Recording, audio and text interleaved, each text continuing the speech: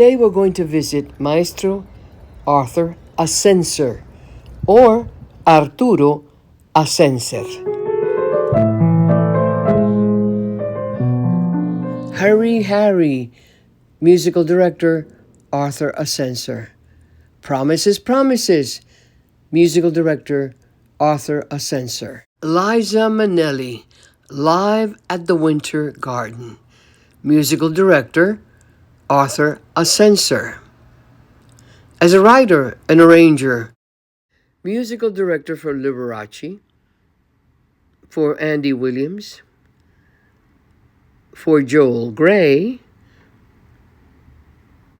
Nancy Ames, Juliette PROWSE, and Tito Rodriguez, plus others. Artie Azenzer.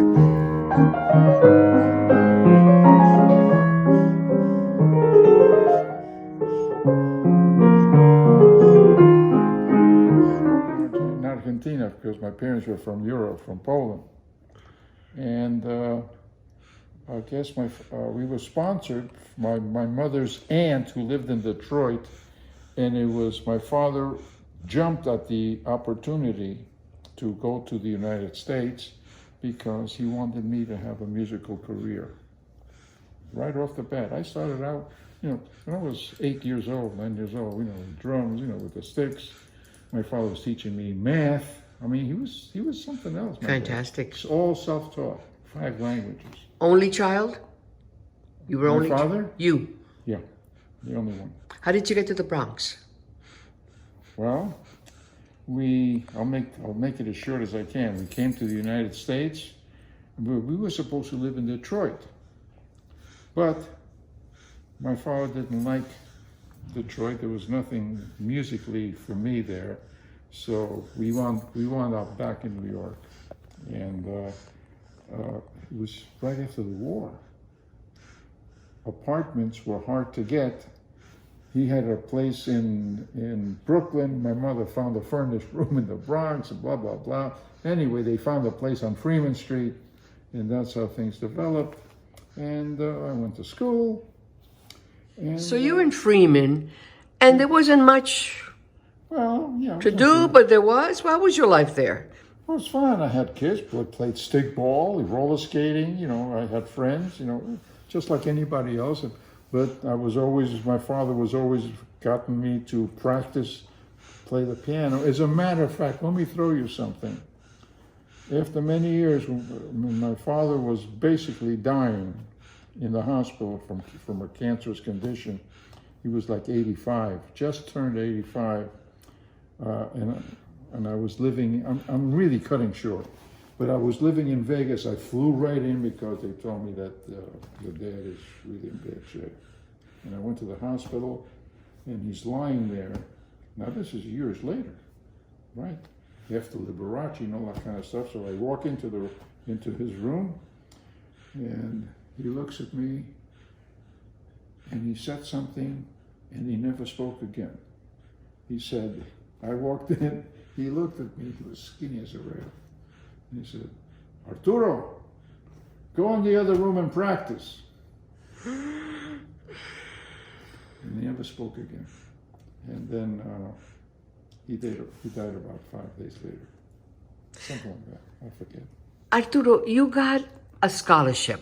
Yeah. That's how you went to study music? Well, I got a scholarship playing the piano for Arturo Toscanini. I was at this, it was called the Chatham Square Music School. It was in East New York. And it was every Saturday I would go there for my lessons. The interesting thing about that scholarship was when I used to go to this, it was like a regular apartment building, floors with pianos all over the place. But after your lesson, it was mandatory. You had an hour of harmony study. You had to learn harmony, and which they don't do that today. So from Freeman Street, my father found a nice apartment on Marshula Parkway. Marshula Parkway. Marshula Parkway. Marshula Parkway. It was nice. And that's when I was accepted at High School of Music and Art. And that's, you know. When did you get your first job? Oh, my first job? As a pianist. As a pianist. My real first job. I was, I must have been about 14, 15 years old. My father said, I want you to go for the summer. I want you to, he got me to go to this hotel in Parksville, New York, where I got $15 a week. $15 a week. That was good though. Just to play. Just to play the piano. I didn't know what I was doing. I had no idea what to do, honest. You know, what did you play? Anything that came to mind? They threw sheet music at me, and I played that, you know, that kind of stuff. I didn't know anything. I mean, I was a babe in the woods, but I was in the mountains, you know, it was nice for a share and all that stuff. My father would come down, he would take the bus, we didn't have a car. He would take the bus, come up on Friday, take $10 for my 15, and then he would take off. I was left with $2, but I had to give $2 to the waiter, $1 to the bus boy, and I was left with $2 to eat. You know, yeah. Well, there was food there in the hotel, and I said, "Oh my God, he's taking my money." But at the end of the season, when I went home, he showed me a bank account with $90 in it. You know, how beautiful. I was a rich man. How it was beautiful. Nice. My father was, how long did you do this? A couple of years? What? Playing up in the mountain? Well, I forget the year, but that was like 14, 15. You were a kid. Yeah, but basically the Catskills, I only played the Catskills. Basically, I have a couple of pictures. At the Pines Hotel, I played 2 years, 53 and 54, that I graduated. Then I went to Manhattan School of Music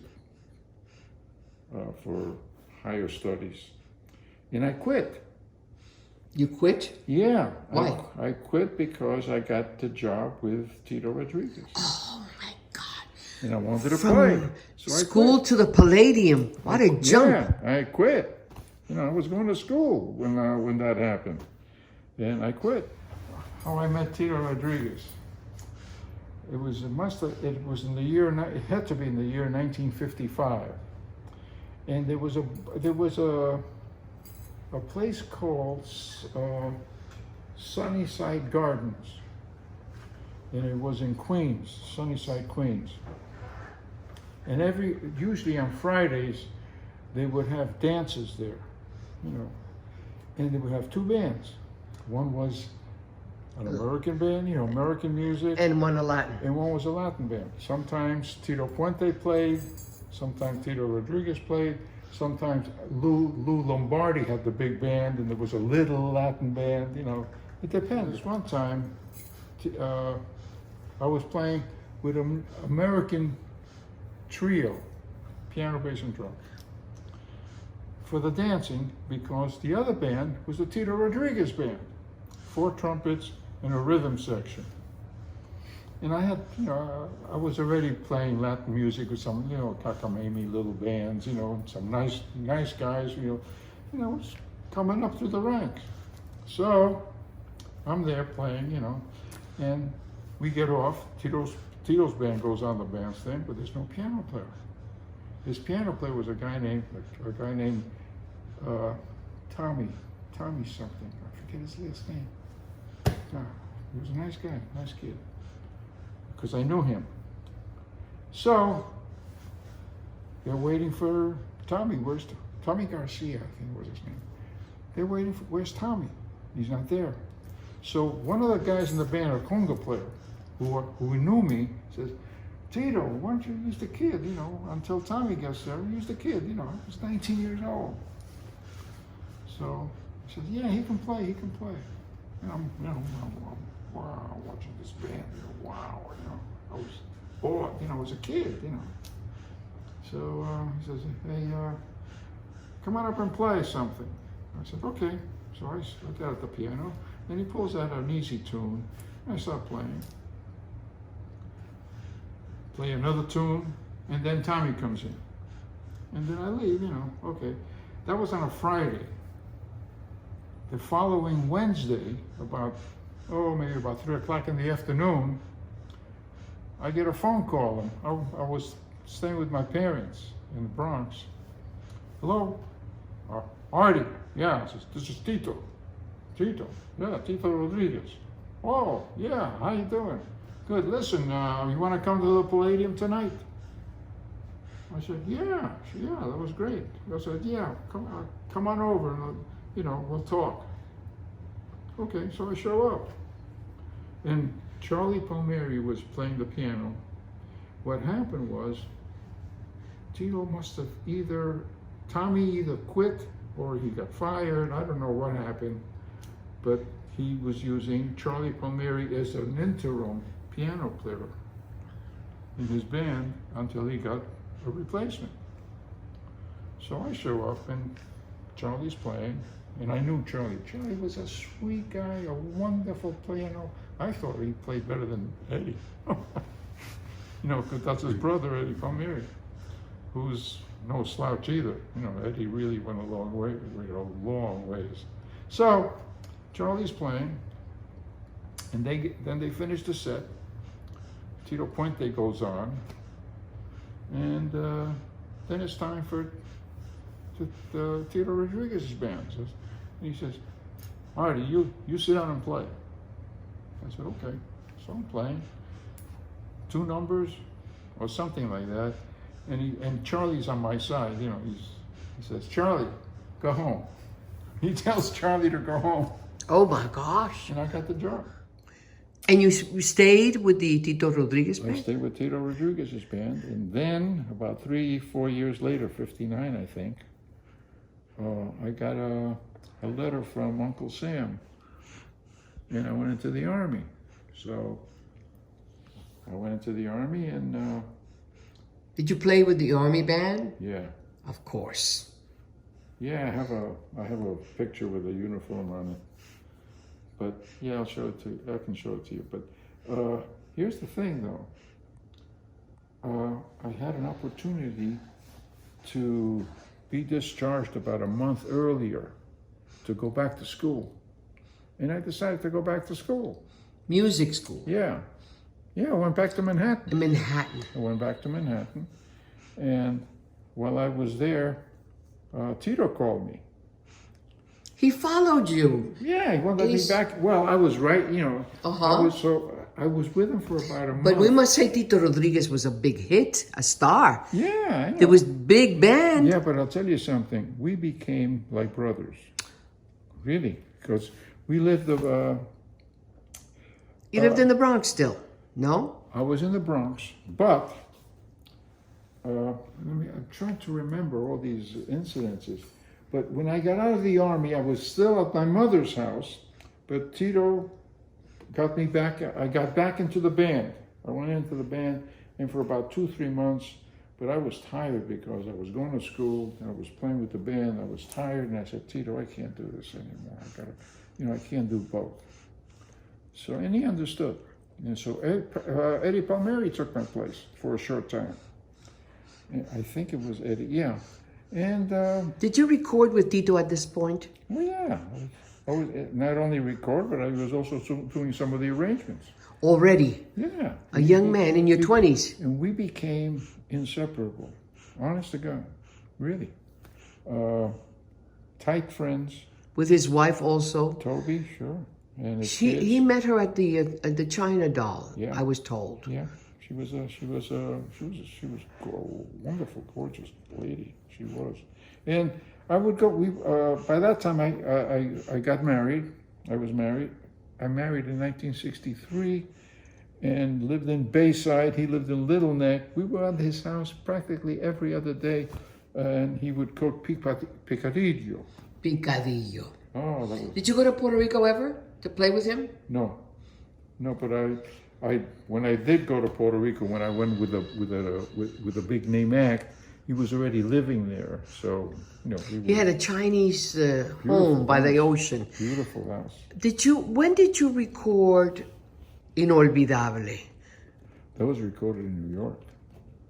1960. I forget the year. Four, In the more or 60s. It has less. to be the 60s. He used it in the film La Vendedora de Amor. Yeah, but it was... It was the title song, theme song for the film. La Engañadora, I remember that. That was the name. And then they changed it They must have to La changed, Vendedora. which I didn't realize. But one day we were there. I was there with my wife, his house for dinner, and he says, "Hey, Artie, let's go downstairs to the basement." He had a piano in the basement, and he takes a bottle of wine. Well, the next thing I know is it's 11 o'clock the next day. You worked all night? Huh? You worked all night? All night. On those? He had this idea to write this song. It was a whole suite. It was called Esto es mi orquesta. Oh, sí. Esta es mi orquesta. And so he featured everybody in the band, individually. And I had to write all the themes. Artie, tell me about Liberace and how you met him and worked with him. I forget, Ted Simon called me. I said, Artie, listen, are you busy? He says, no, not really. Why? What's going on? He said, I'm in trouble. I said, why? He says, I have 2 acts that I work with, and they're conflicting. So I'm going to work with one, and if you like, I'd like to recommend you to the other one. I said, okay, who's the act? He says, Nancy Ames. Nancy Ames. I said, Nancy Ames, yeah. I said, okay, yeah, great. So he gives me her number. I call her. He says, okay, come down for an interview. She lived on 45th Street, 55th Street, someplace, real nice place. And I walk in there, I mean, oh my God, she was gorgeous. I mean, I'm talking gorgeous. I have a picture of her. I'll show it to you. And I became her conductor and pianist for 3 years. So I worked with Nancy Ames, and then I worked with other people. And what happened with Liberace, I was writing for a girl named Shani Wallace. By that time, I have moved to, Nancy Ames. I got a job working, just playing the piano for LIZA Minnelli. She carried a conductor. I was on piano. She carried a drummer, a bass. And we traveled for about a year or two. We had a big orchestra. Okay. And she had her conductor. And so how did it work out? At one point, I did become her conductor for a very short time. Then there was Vicky Carr I was with, who was also Spanish. And Liberace, let's say. Oh yeah, I'm right. By that time, I was encouraged to move to California. I was married, I had kids. How many kids? 1.5. One? Okay. So you're going to ask me what's the one? Okay.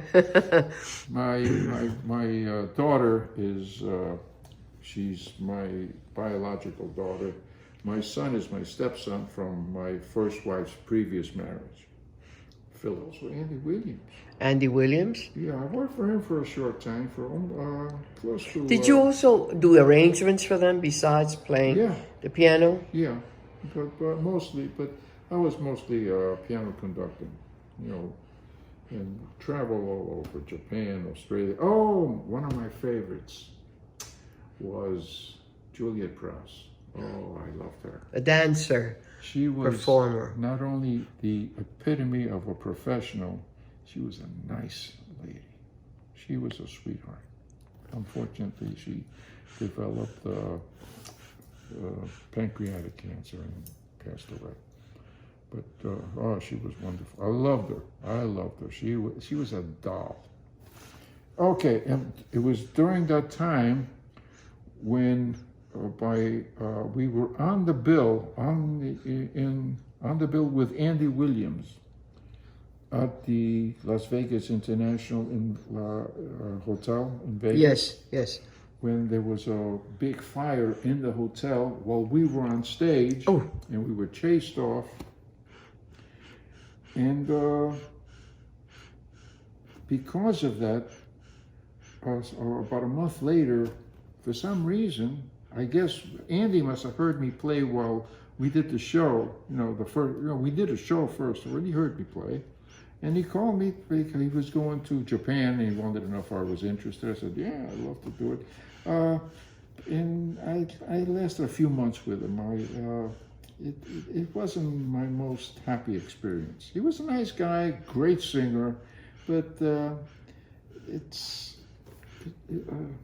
I don't know how to explain it. I was just not. So is that where you met Liberace in Las Vegas?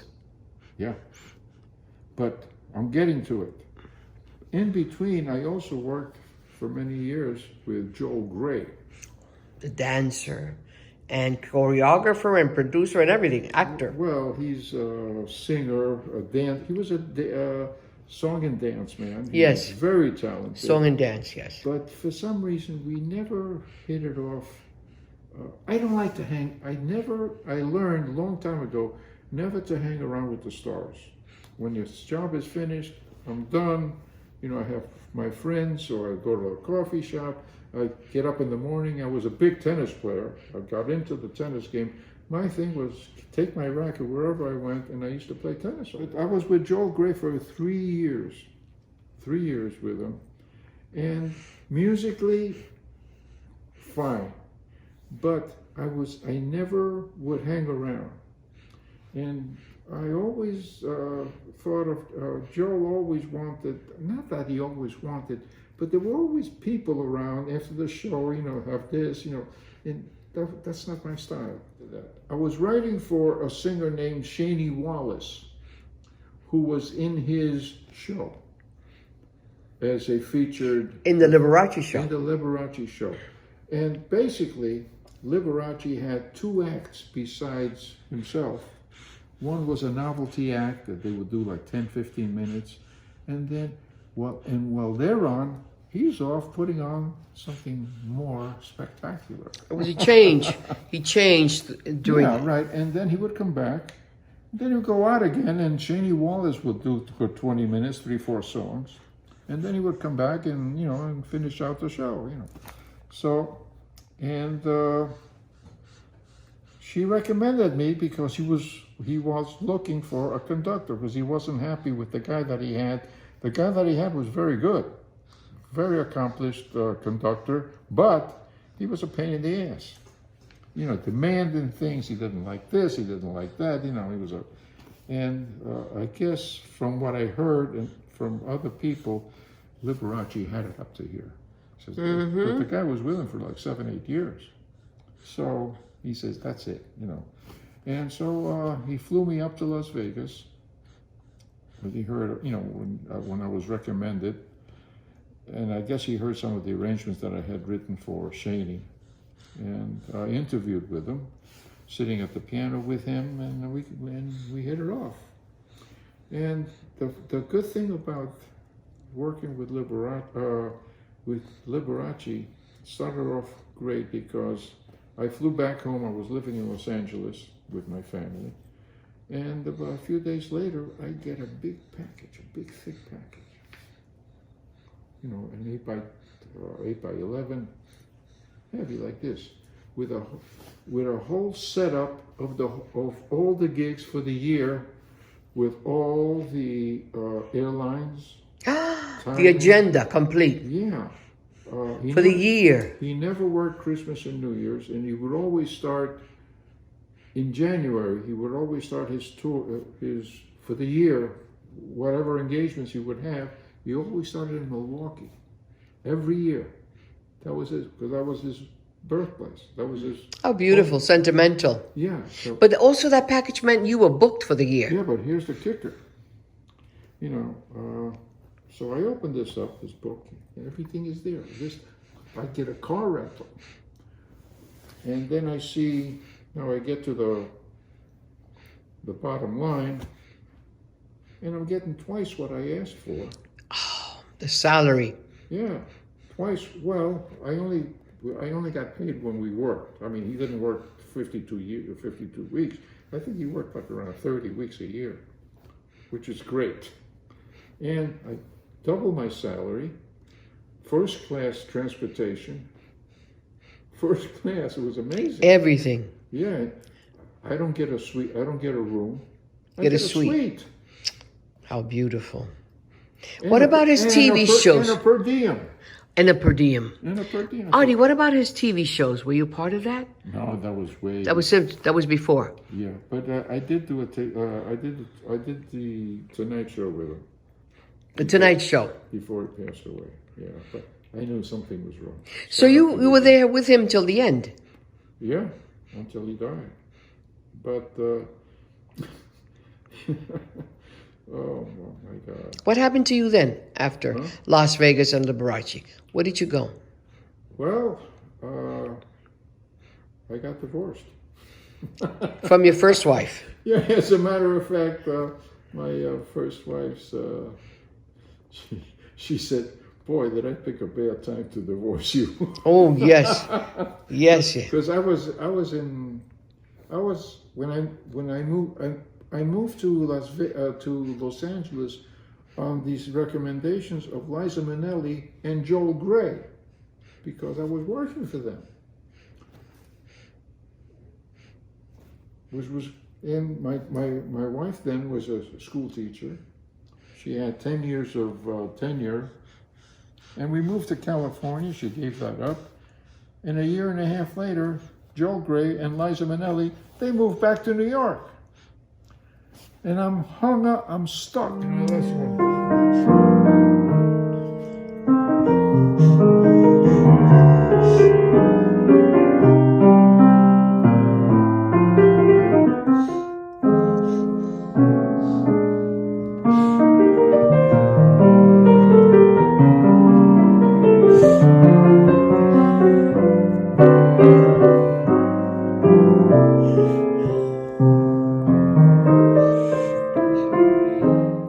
We'll hear more from Artie Azenzer in the next show. Thank you, Artie. Thank you.